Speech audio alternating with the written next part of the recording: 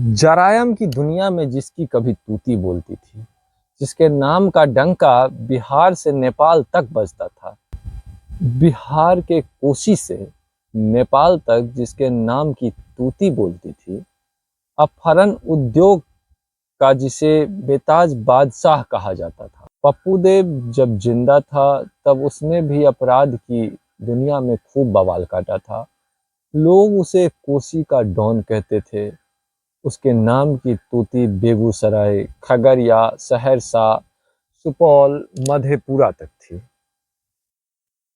तो वहीं नेपाल में भी उसके नाम का डंका बजता था। नमस्कार, मैं अभिषेक सिंह और आप देख रहे हैं क्राइम सिटीज। उम्मीद करते हैं क्राइम सिटीज की फैमिली अच्छी होगी, खुशहाल होगी। आज फिर एक नए कहानी के साथ हम आपके पास हाजिर हुए हैं। जब तक हम इस कहानी को शुरू करते हैं तब तक आप हमारे चैनल को सब्सक्राइब कर लीजिए। वीडियो में अंत तक बने रहिए, वीडियो को लाइक कीजिए, शेयर कीजिए। अब कहानी पे आते हैं। 2005 में प्रकाश झा ने एक फिल्म बनाई थी। फिल्म का नाम था अपहरण। फिल्म में एक किरदार था विधायक तबरेज आलम का।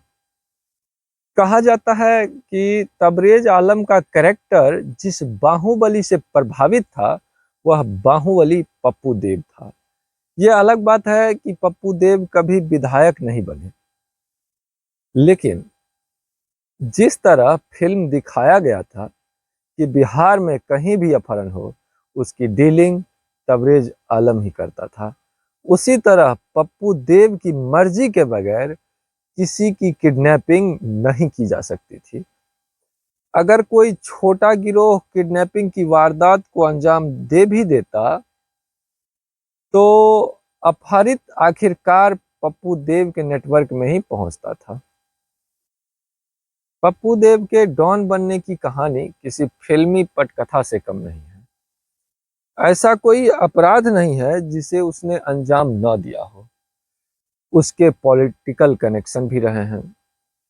मूल रूप से बिहरा थाना क्षेत्र के बिहरा गांव के रहने वाले दुर्गानंद देव के पुत्र पप्पू देव का अधिकांश समय पूर्णिया में बीता। उसके पिता पूर्णिया में बिजली विभाग में कार्यरत थे। पूर्णिया में ही पप्पू देव एक अपराधी गिरोह से जुड़ गया। इसी बीच गांव में उसके एक रिश्तेदार की हत्या कर दी गई, जिसके बाद पप्पू देव गांव लौट कर आ गया और मौत का बदला लेने की प्रण ले ली। वर्ष था 1994।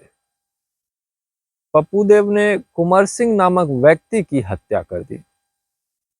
उसके बाद तो दो जात में अदावत शुरू हो गई। दोनों ओर से हत्या का दौर चलने लगा। कोसी में दो जात मानो एक दूसरे के जान के दुश्मन बन गए थे। यहीं से पप्पू देव डॉन बन गया और फिर गिरोह बनाकर आपराधिक घटनाओं को अंजाम देता रहा। कहा यह भी जाता है कि बाइक छिनतई की घटनाओं से अपराध की दुनिया में प्रवेश करने वाला पप्पू समय के साथ एक से बड़े एक आपराधिक वारदात को अंजाम देता चला गया।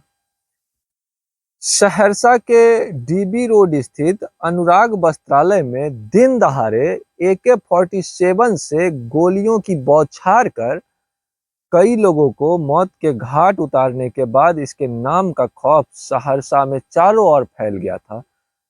बताया जाता है कि पप्पू देव ने नेपाल के बड़े उद्योगपति तुलसीराम अग्रवाल का अपहरण कर उसके परिजन से 1 करोड़ रुपए की फिरौती की भी उगाही की। इस उगाही के एक साल बाद वर्ष 2003 में पप्पू देव 50 लाख से अधिक के जाली नोट और हीरोइन के साथ नेपाल में गिरफ्तार कर लिया गया। उसे वहां 10 वर्ष की सजा भी हुई। सजा पूरी होने के बाद वह रिहा कर दिया गया। नेपाल में पकड़े जाने से पहले नवगछिया के मुकुंदपुर चौक के पास पुलिस से पप्पू देव की भिड़ंत हो गई। पुलिस को देखते ही पप्पू देव ने गोलियों की बरसात कर दी और भाग निकला। इसी तरह एक बार खगड़िया के STF के हाथ से भी वह बच निकला था। हालांकि उसका एक साथी मारा गया। बिहरा में भी मुठभेड़ हुई थी, जिसमें बिहार पुलिस के 2 दरोगा 1994 बैच के थाना अध्यक्ष मिराज हुसैन और राज किशोर इसकी गोली के शिकार हो गए। हालांकि पप्पू देव वहां से निकल पाने में कामयाब रहा। समय के साथ पप्पू देव के अपराधों की लिस्ट बढ़ती चली गई।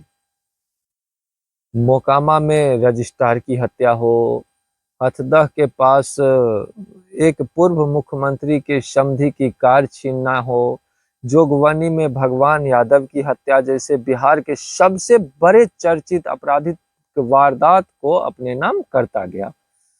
बचपन के दोस्त टोलवा सिंह की मुजफ्फरपुर के भगवानपुर के पास हत्या, या फिर अत्याधुनिक हथियार के सौदाबाजी में सिवान में 4 लोगों की हत्या पप्पू देव ने बेहिजक अंजाम देकर बिहार के अपराध जगत में उस वक्त कोहराम मचा दिया था। पप्पू देव के एक साथी भागलपुर के थाना बिहपुर निवासी बोरहन राय को एसटीएफ ने मुठभेड़ में मार गिराया था। उसके पास से 2 AK-47 भी बरामद किया गया था। पुलिस ने पप्पू देव के ऊपर 50,000 का इनाम भी रखा था, उसे जिंदा या मुर्दा पकड़ने पर। जानकारों के मुताबिक जब पप्पू देव जरायन की दुनिया में आया था तो उसे जोगबनी में भोला तिवारी, मनोज देव, खगड़िया में बुलेट सिंह, बेगूसराय में फंटू सिंह, मोकामा में सूरज भान सिंह, बाढ़ में टुन्नी सिंह की शागिर्दी प्राप्त हुई। उसके बाद सूरज भान से जब अनबन हुआ तो वो शिवप्रकाश शुक्ला से अपना संपर्क बढ़ाने लगा। कहा यह भी जाता है कि नेपाल पप्पू देव का सेफ हाउस था, जहां बिहार में अपराध करने के बाद वो पनाह लेता था। पप्पू देव का कोसी क्षेत्र के एक और बाहुबली नेता आनंद मोहन सिंह से अदावत थी। दोनों कोसी क्षेत्र में अपना एक छत्र वर्चस्व स्थापित करना चाहते थे।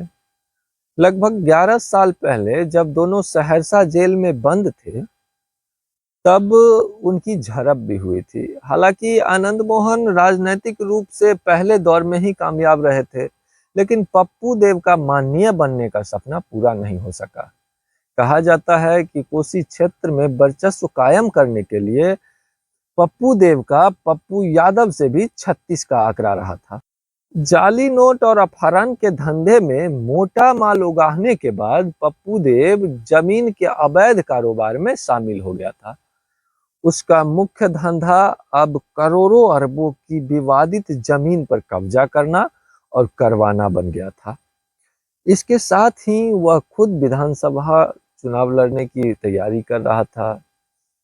पप्पू देव का राजनीतिक कनेक्शन तो था ही, जिसकी मिसाल वो अपनी पत्नी पूनम देवी को लोजपा के टिकट पर बिहपुर से चुनाव लड़वाकर दे चुका था। उसके बाद पूनम ने 2015 में बतौर निर्दलीय प्रत्याशी महिषी विधानसभा से भी चुनाव लड़ा था। लेकिन पप्पू देव का सपना माननीय बनने का सपना ही रह गया। बात है दिसंबर 2021 की। शनिवार का दिन था। कुख्यात अपराधी पप्पू देव और उसके साथी हथियारों के बल पर सदर थाना क्षेत्र के सराही मोहल्ले में जबरन जमीन की घेराबंदी कर रहे थे। सूचना मिलने पर सदर थाना पुलिस मौके पर पहुंच गई तो 3 लोगों को हथियार और गोली के साथ गिरफ्तार कर लिया, जबकि कुछ बदमाश स्कॉर्पियो में सवार होकर फरार हो गए। गिरफ्तार किए गए बदमाशों से पूछताछ में पता चला कि फरार होने वालों में पप्पू देव और उसके कुछ साथी शामिल थे। ये जानकारी मिलने के बाद पुलिस ने बिहरा थाना क्षेत्र के बिहरा गांव में पप्पू देव के घर दबिश दी और वहां से भी 2 लोगों को गिरफ्तार कर लिया। गिरफ्तार किए गए दोनों शख्सों से जब पूछताछ हुई तो पता चला कि पप्पू देव गांव में ही है और उमेश ठाकुर के घर सो रहा है। पुलिस ने फौरन उमेश ठाकुर के घर छापेमारी की, लेकिन वहां मौजूद पप्पू देव और उसके साथियों ने पुलिस पर फायरिंग कर दी। जवाबी भी कार्रवाई में पुलिस ने भी फायरिंग की। इस मुठभेड़ के दौरान पप्पू देव दीवार फांद कर भागने की कोशिश करने लगा, लेकिन वो गिर गया। पुलिस ने भागकर पप्पू देव को दबोच लिया। पकड़े जाने पर उसने छाती में दर्द होने की शिकायत की। पुलिस उसे इलाज के लिए सदर अस्पताल ले गई, जहां इलाज के दौरान उसकी मौत हो गई। उसकी मौत के बाद उसके समर्थकों ने खूब बवाल काटा। उनका आरोप था कि पुलिस की मार की वजह से पप्पू देव की मौत हो गई। खैर, ये जांच का विषय है, हम इस पर कोई टीका या टिप्पणी नहीं करना चाहते हैं। और इसी के साथ हम आज के अपने इस कहानी को समाप्त करते हैं। कल फिर एक नए कहानी के साथ आपसे मुलाकात होगी। तब तक अपना खूब ख्याल रखिएगा, अपने परिवार का ख्याल रखिएगा। और अगर आपने अभी भी हमारे इस चैनल को सब्सक्राइब नहीं किया है तो आपसे आग्रह है कि हमारे चैनल को सब्सक्राइब कर लीजिए। अगर हमसे कोई त्रुटि हुई हो, हमसे अगर कोई गलती इस कहानी में हुई हो, तो कमेंट कर कर अपना सुझाव ज़रूर दीजिए। हम उसे सही करने का पूर्ण प्रयास करेंगे। कल फिर आपसे मुलाकात होगी, तब तक के लिए हम आपसे विदा ले रहे हैं। मैं अभिषेक सिंह और आप देख रहे थे क्राइम सिटीज। धन्यवाद।